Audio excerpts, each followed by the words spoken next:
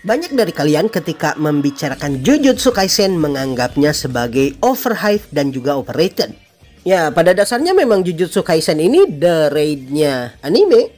Karena sejauh ini hingga season 1, Jujutsu Kaisen tidak pernah memfokuskan dirinya di skrip yang bagus. Namun Jujutsu Kaisen lebih memfokuskan pada alur cerita yang sederhana dan bisa dicerna, namun action yang sangat memukau. Tapi kalau kalian pikir season 2 akan terus berjalan seperti ini, kalian sangat salah. Karena sebagai pembaca manga, wong anime bisa katakan kalau ceritanya akan meningkat secara drastis di season kedua ini. Memang apa saja yang akan terjadi di season 2 sehingga wong anime berpikir seperti barusan? Yap, to the point, mari kita langsung bahas saja. Berbeda dengan season pertama, season kedua dari Jujutsu Kaisen akan kurang lebih menjadi titik balik dari plot dan alur utama cerita anime ini. Begitu bagusnya season 2 ini sehingga bisa wong anime katakan kalau salah satu arc yang ada di season 2 Jujutsu Kaisen jika ditayangkan nanti bisa dipastikan akan menjadi salah satu arc anime terbaik sepanjang masa. Dikarenakan banyak sekali plot twist dan juga hal-hal yang tidak terduga di arc tersebut. Arc yang wong anime maksud adalah Shibuya Incident Arc. Dan di arc inilah semuanya berbalik 180 derajat sehingga para murid sekolah Jujutsu Kaisen mesti bertindak secara mandiri. Dan ini tentu saja menyebabkan banyak sekali korban di arc ini. Seperti yang kita tahu, di Jujutsu Kaisen hampir setiap murid merasa aman dikarenakan ada satu tokoh yang membuat para kutukan tidak mungkin bisa menyentuh mereka. Tokoh tersebut siapa lagi kalau bukan Gojo Satoru yang pada dasarnya merupakan penyihir Jujutsu terkuat di muka bumi. Gojo ini merupakan anomali yang pada dasarnya menjaga kedamaian antara pengguna kutukan, pengguna sihir Jujutsu dan juga para kutukan itu sendiri sehingga perdamaian terus terjaga hingga sekarang. Namun kemudian suatu peristiwa terjadi yang pada akhirnya membuat Gojo Satoru dicabut dari aktivitas di dunia Jujutsu dan membuatnya tidak bisa berdaya dan tidak bisa membantu siapapun.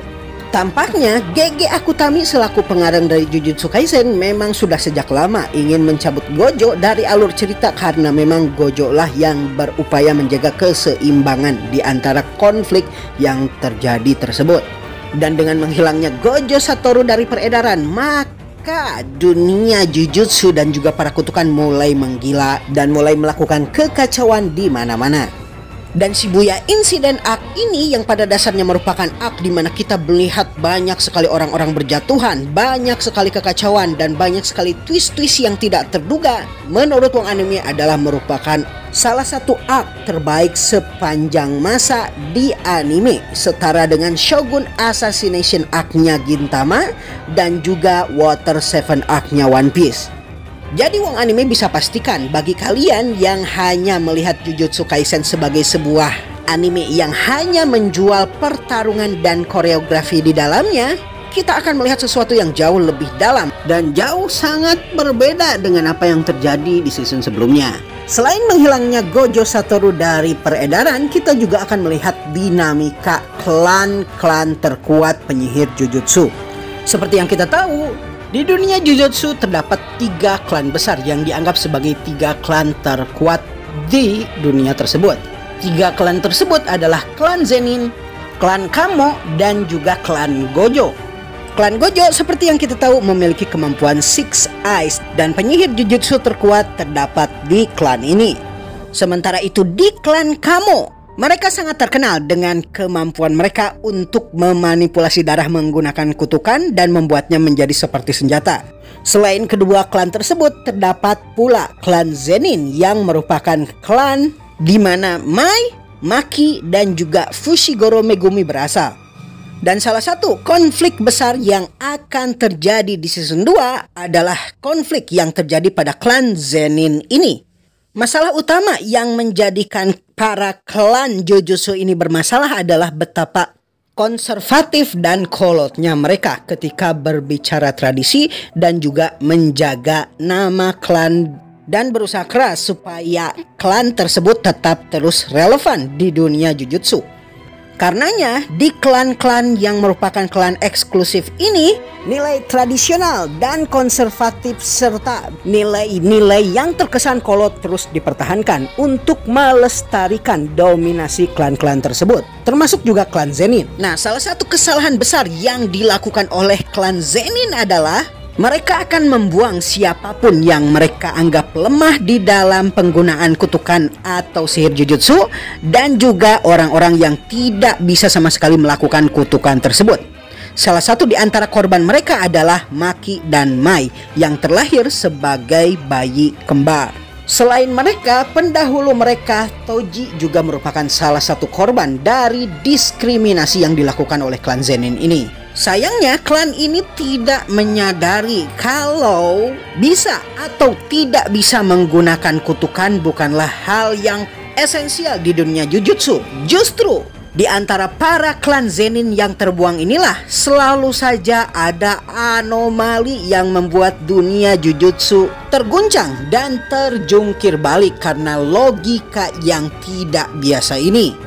Sayangnya, klan Zenin tidak mengakui mengenai keberadaan anomali ini, dan mereka terus membuat kesalahan demi kesalahan fatal yang pada akhirnya membuat kita bisa melihat nasib dari klan ini pada akhirnya bagaimana di season 2 nanti.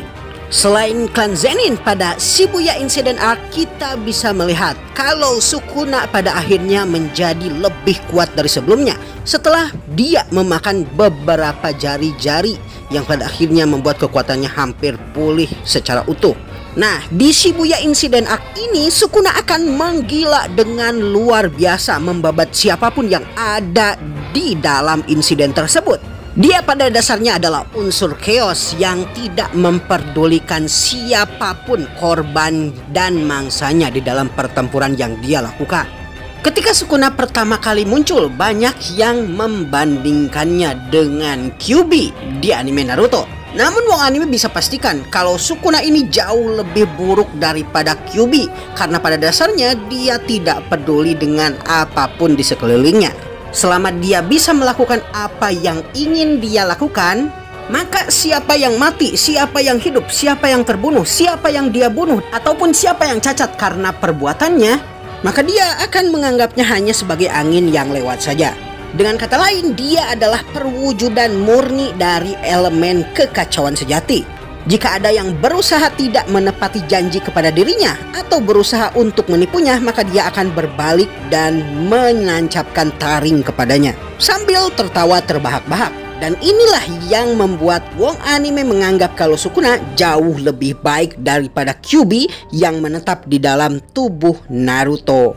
Oke, kira-kira itulah mungkin argumentasi-argumentasi yang wong anime berikan kepada kalian supaya kalian menonton Jujutsu Kaisen Season 2. Dan jangan khawatir, ceritanya akan jauh menjadi lebih baik ketika Season 2 keluar.